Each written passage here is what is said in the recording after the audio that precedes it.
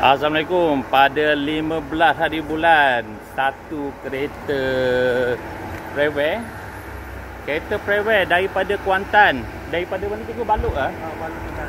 Okey, daripada Balok Kuantan. Okey.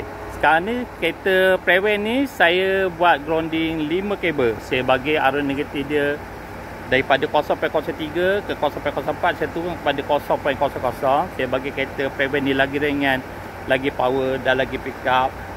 Ni owner kereta ni cikgu daripada Kuantan. Okey, saya nak tanya sikit cikgu. Sebelum cikgu datang tadi, kereta ni ke mana cikgu? Dia nak kata yelah, kita tak pernah buat yang sesuatu kan. Tapi bila siap pasang ni, lain macam ringan, lain lah. Ada kelainan. Ada kelainan cikgu Memang ada kelainan. Ya, sebab Super lah. Tak super lah. ya, cikgu. Okey, saya memang betul. Saya target dah bila cikgu nak sampai tadi, saya nak buat kelainan pada kereta cikgu ni. Saya nak buat lain daripada yang lain. Sebelum ni saya gunakan teknik lain. Tapi pada hari ni saya gunakan teknik lain untuk kereta cikgu ni. Okey, saya bagi kereta ni lagi sedap lagi. Nanti bila arus negatif dah turun pada 0.0, kadang dah turun pada 0.0, pasti berlaku penjimatan minyak kat sini.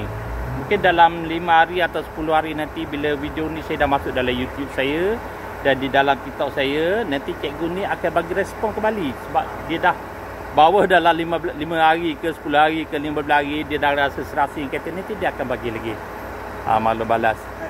Okey, terima kasih cikgu. Sama-sama.